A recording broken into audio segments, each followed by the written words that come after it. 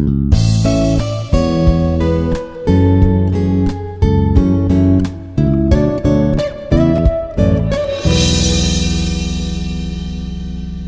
morning. This is Srikanth S, Assistant Professor of EEE Department. In this session, I am going to cover the induction motor construction and working principle. As we know, induction motor is nothing but it converts electrical energy into mechanical energy. And this induction machine is a asynchronous machine which rotates at a speed other than synchronous speed.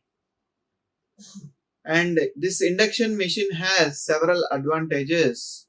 It has simple and rugged construction, and it is relatively cheap, and it has high efficiency and good power factor, and it has self-starting torque.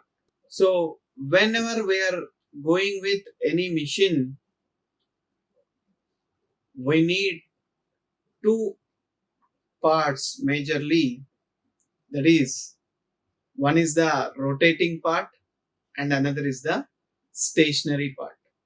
The rotating part in the motors is called a rotor, and the stationary part in motors is called a stator.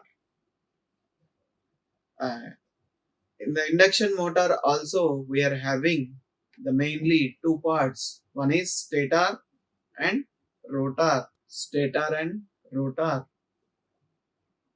First we will go with the stator. On both the parts we are going to have the windings, because we know that, as we have already discussed in the DC machines, the two windings are required either in order to generate the mechanical power. So for stator we are going to have one winding, and on the rotor also we are going to have the windings. Here on the stator, which consists of a steel frame that supports a hollow cylindrical core, that is which is going to support the hollow cylindrical core, where on the core we are going to place the three-phase windings, and the core constructed from stacked laminations having a number of evenly spaced slots, which we are going to have a evenly spaced slots, providing the space for the stator winding or three-phase winding. And this is the constructional view of three-phase induction motor. And here this part, outside part, is nothing but the stator, and this is the stator winding or three-phase winding. And here this is the shaft, and on the shaft we are going to have the rotor and rotor winding or rotor bars we are going to have, and this is the terminal box where we are going to give the input to the stator windings. And this is the another view. Clearly we can see the construction of the machine, and this is the stator which is having the three-phase winding, and these are the iron core with slots, and this is the rotor part which is having the bearings and the rotor winding and centrifugal switch, and this is the closing bell and bell we are having. And this is the way we are going to have the stator core which is going to have evenly spaced slots in order to have the stator winding. These are the stator slots where we are going to place the winding, and inside this, whatever the circle shape we are having, that is rotor iron core on the rotor iron core also we are having evenly spaced slots in order to place the rotor winding. In order to place the rotor winding. And this is the complete picture of stator. And when we go with the rotor, the induction motors are having two different types of rotors. One is squirrel cage rotor and another is wound rotor. And when we go with the squirrel cage rotor, squirrel cage, the name itself says that squirrel cage. It is like a cage for finding the for catching the squirrels, which is going to close the two sides of the rotor, uh, which is going to have the end rings, and these end rings are closed and closed with the whatever the conductors we are going to have. Those conductors will be closed by using the end rings in the motor. And these are the squirrel cage, which is this is the way we are going to close. Clearly we can see here it is completely short circuited. All the bars of all the copper bars are completely short circuited, so that whatever the flux which is generated, that will flow inside the rotor itself. That is nothing but that is the squirrel cage rotor construction. Now this is the complete picture of squirrel cage or rotor. When we go with the squirrel cage rotor, which is going to have a single copper or aluminum bars placed in the slots and short circuited by end rings on both sides of the rotor. And most of the single phase induction motors have squirrel cage, and one or two fans are attached to the shaft in the sides of rotor to cool the circuit, because whenever it is completely short circuited, the heat in the rotor is more. So in order to reduce the heat, we are going to place the fans. Now we'll go with the wound rotor induction motor. When we go with wound rotor, on the rotor also we are going to have an insulated three-phase winding to the stator winding, which is wound for the same number of poles as the stator, and which is placed in the rotor slots.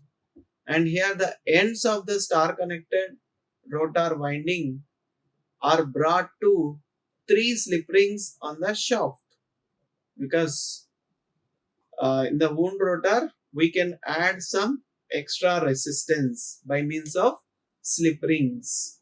So whatever the windings are directly connected to the slip rings which are placed on the shaft, so that a connection can be made to it for starting or speed control. For starting or speed control.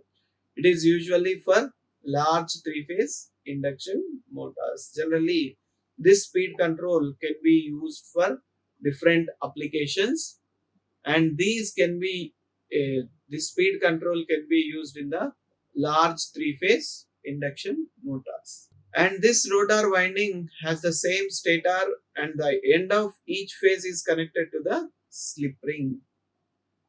And compared to the squirrel cage rotor, wound rotor motors are expensive, because we need to have the extra parts, slip rings and brushes. So it is not so common in industry applications. Only whenever there is a requirement of speed control, there only we are going to use the wound rotor induction motor. Otherwise, we will go with the squirrel cage induction motor. And this is the way we are going to have the wound rotor winding, which is going to place, and these are the slip rings we are going to have on the wound rotor And in the electrical connection, these slip rings will be like this. We are going to connect the windings, which are star connected winding, which is connected to the slip rings.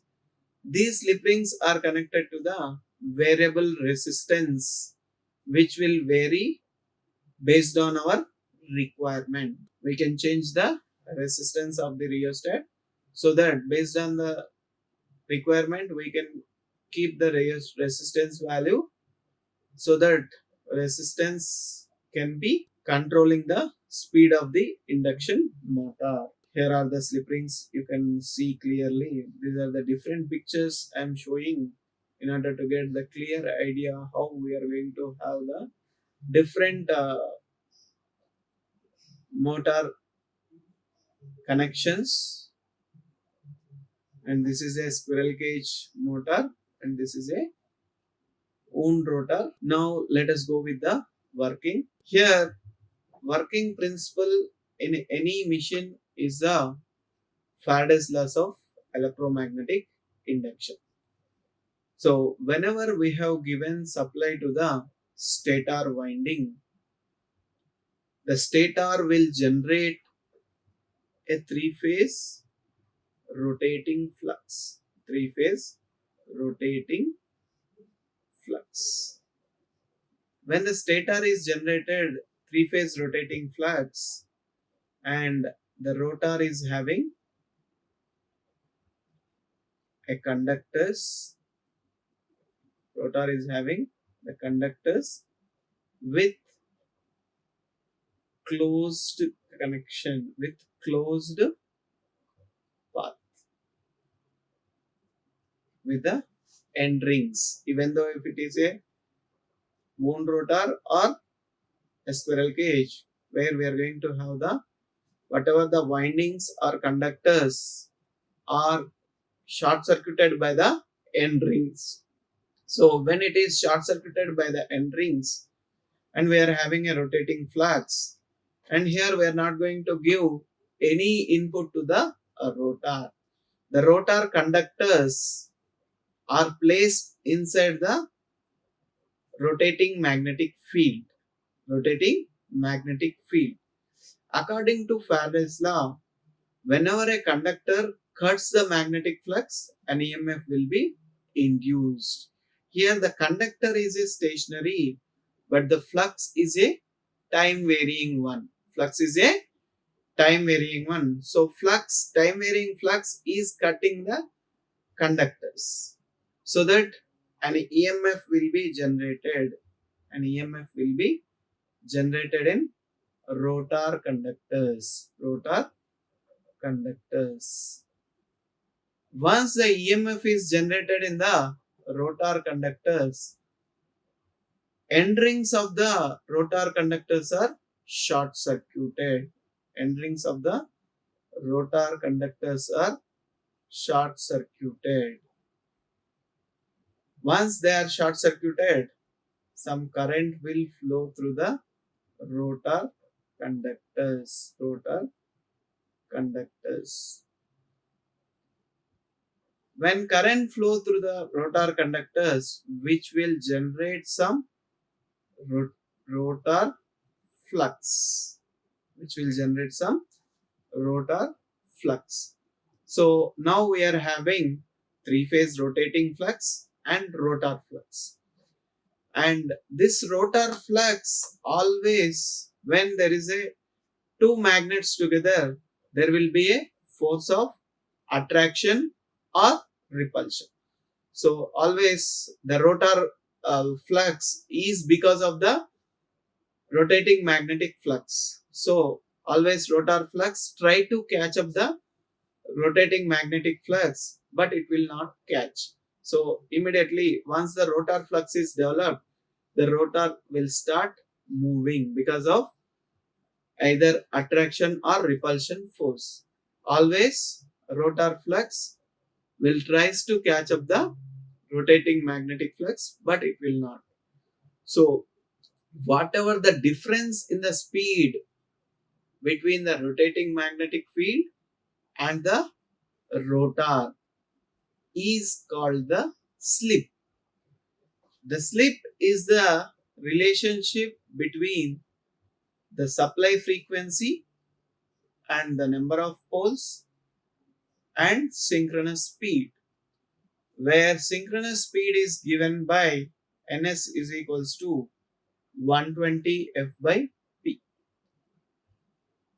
where stator magnetic field, that is nothing but rotating magnetic field, rotates at a speed ns, the synchronous speed, if n is the speed of the rotor, if n is the speed of the rotor, the slip s for an induction motor is defined as slip s is equals to ns minus n by ns. And at standstill, the rotor speed is 0, so the slip value is 1.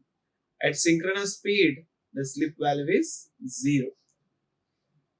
The mechanical speed of the rotor in terms of slip and synchronous speed is given by the speed of the motor or rotor can be given as nr is equals to 1 minus s into ns, where rotor current frequency is equals to fr into s times the fe, s times the fe, that is electrical power frequency.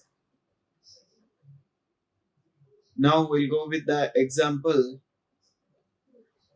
that is a 3-phase 20 HP 208 volts 60 Hz 6 pole star connected induction motor delivers 15 kilowatts at a slip of 5%. Calculate synchronous speed, rotor speed and frequency of the rotor current. Here the synchronous speed ns is equals to 120 f by p, that is 120 into f value is 60 by number of poles are 6, which we are getting it as 1200 rpm. Here the slip value is given, we have to calculate the rotor speed. So the rotor speed is equals to 1 minus s into ns, that is equals to 1 minus 0.05 into 1200, which is equals to 1140 rpm. And frequency of rotor current fr is equals to s into f, which is equals to 0.05 into 60, which is equals to 3 Hz. So we got the frequency of rotor current is 3 Hz. This is the way we are going to calculate the different parameters based on the given data. Now we'll go with the example 2, that is a 6-pole 3-phase induction motor is connected to 50 Hz supply. If it is running at 970 rpm, find the slip. Here the number of poles is given as 6, frequency is given as 50 Hz and the speed of the motor is given as 970 rpm. So ns is equals to 120 f by p, that is equals to 120 into 50 by number of poles are 6, that is equals to 1000 rpm. Synchronous speed we got it as 1000 rpm, and here we need to calculate the slip, where slip is equals to ns minus nr by ns, that is equals to 1000 minus 970 by 1000, which is equals to 30 by 1000, that is equals to 3% or 0.03. So this is the slip value for the given induction motor. And example 3, a 50 Hz 4 pole 3 phase induction motor has a rotor current of frequency 2 Hz. Determine the slip and speed of the motor. So here first let us write the given data. Frequency is given as 50 Hz, number of poles as 4, and rotor current frequency Fr is given as 2 Hz. We need to calculate slip value, and the second one is speed of the motor. So for calculating the slip and motor speed, first let us calculate what is the synchronous speed, that is 120 F by P, that is 120 into frequency is 50 Hz divided by number of poles are 4, that is equals to 1500 RPM. So where NS value we got it as 1500 RPM, and in order to calculate the S value, Fr is equals to S into Fs, that is equals to Fr value which is given as 2, which is given as 2 into 2, which is equals to S value we need to calculate, and the frequency value is given as 50, where S is equals to 2 by 50, which is equals to 0.01, 0.04.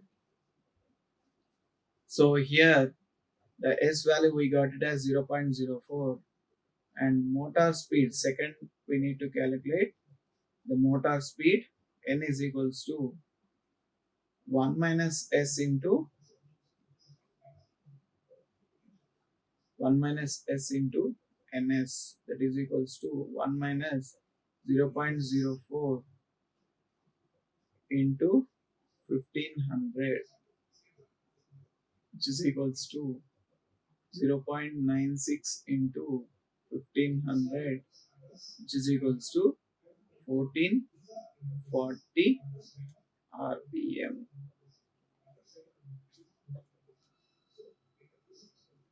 So this is the way we have to calculate the speed of the motor. In this session, we have discussed what is the construction of induction motor, working principle,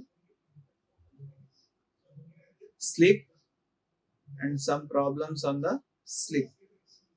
Thank you. Like, share and subscribe. Hit the bell icon for more updates.